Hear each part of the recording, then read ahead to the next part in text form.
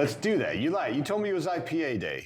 What the heck? I was all excited for IPA day, and it's chocolate chip cookies are just as good. But Michael, can you wait 48 hours for? No. Okay, no. I wasn't sure if I was the only one. It's a terrible recipe. It's a terrible recipe. Joanna Marsh has got a better recipe. I guarantee it.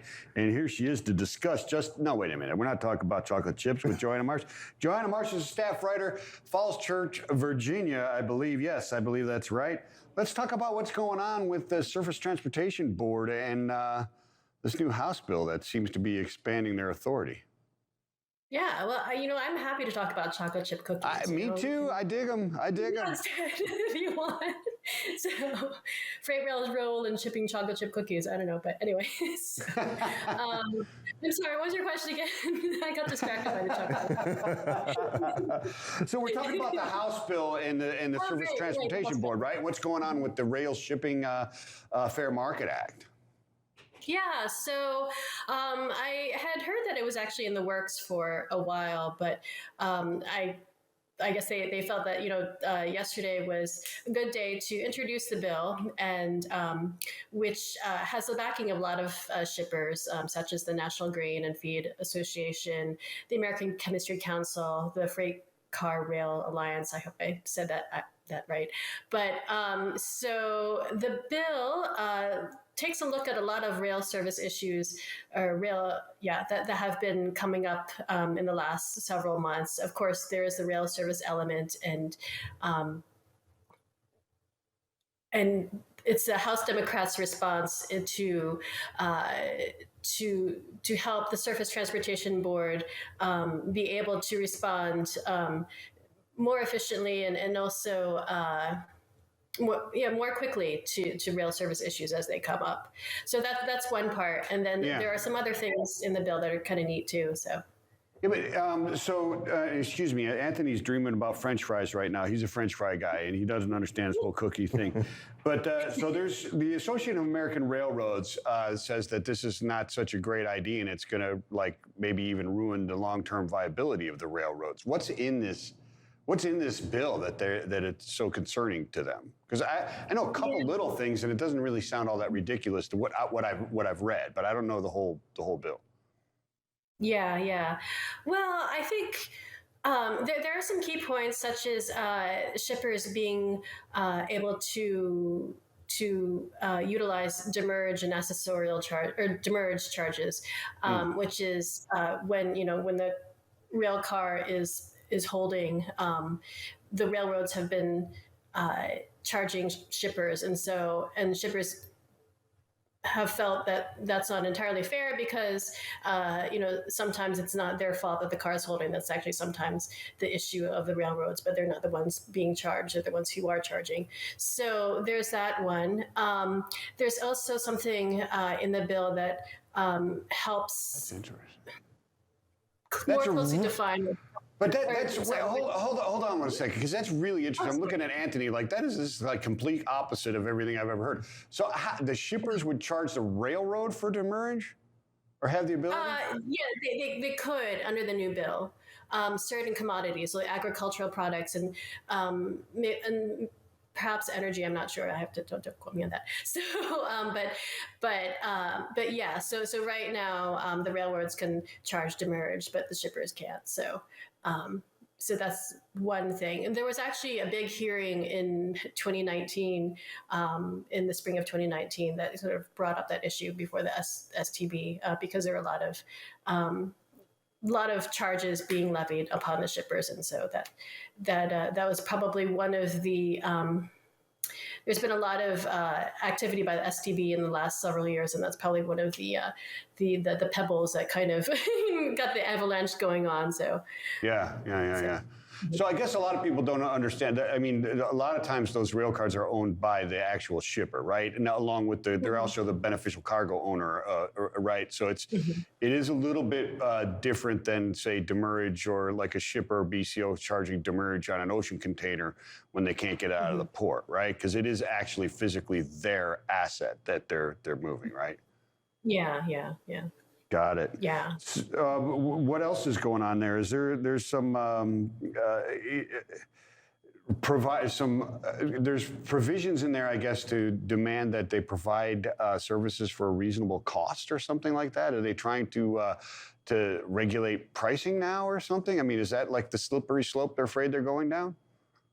Yeah, I think that is one of the concerns that the Association of American Railroads has uh, the AAR in general, and actually, to be fair as well, some others, in the rail space, have concerns that if there are too many government interventions involved, that it could sort of hamper the railroad's opportunity to invest. And they make a lot of money, but they also have to spend a lot of money too, because they have to keep up that infrastructure. So and so there are, so the idea of enabling the railroads to have, that ability to invest and invest in technology and stuff like that is sort of one of the key arguments of AAR and others. But the service issue and sort of the rates thing, it's really more trying to define what the common carrier obligation is. There is a definition, but it's still kind of it's still kind of vague, or at least some people say it's kind of vague. And so it's looking at that and seeing, is there a way to tweak the definition so it's a little easier to bring forth rate cases or disputes over rates. So. And Joanna, with this bill, do you see this something being pushed in a little bit more faster just because it's looking to get ahead of the next election cycle, or is this something that's been kind of in the works for some time now? Yeah. I mean, I would think, and I'm not really a political expert, but I would think that they would try to push it on the House side, because there is some momentum for it. I mean, not with just Democrats, but even with some Republicans. Like you heard, I think at the last hearing on the reauthorization of the Surface Transportation Board, even Republicans were like, "Well, what's going on with rail service here? I hear that that it's we have this plant, agricultural plant, and we hear issues that."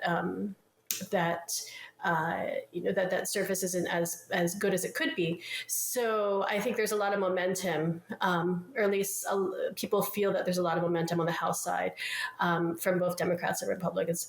On the Senate side, it's a little different. There are some shippers do see some support in the Senate, but it's still more unclear about where the support is on the Republican side. But obviously, with Biden still in office, they're going to try to see what they can do in terms of moving the bill forward. Yeah, the political climate seems right for this type of stuff. It seems like, I mean, railroads got a lot of stuff going on right now, right? you got a strike going on. Excuse me, you got a strike going on. You've got this situation going on. Is this a case of people trying to get some things done as a look what I'm doing, trying to help fix the supply chain infrastructure because it's a hot topic and it's something they can tag onto themselves when election season comes along, or are all these measures really just kind of needed, and it's the hot time to get some of this thing done? How superfluous, I guess, is the question. Do you see some of this stuff and it's just kind of grandstanding and, hey, look, we're doing something, even though it may hurt or do nothing?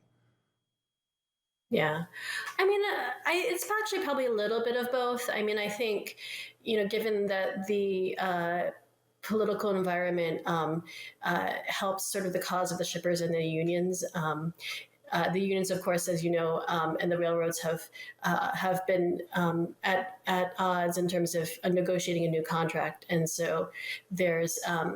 So the Presidential Emergency Board, which is a 3-person board appointed by Biden, had last week finished listening to testimony from the railroads and the unions about what should be done, and so that board is in deliberations right now, and their report should be coming out sometime in mid-August. So, and then from there, the railroads and the unions will see whether to take up the recommendations or or what to do with them.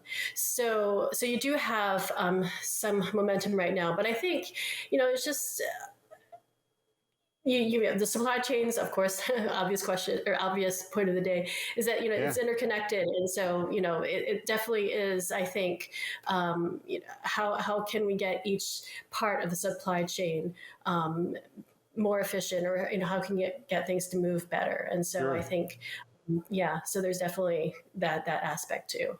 Yeah, sure.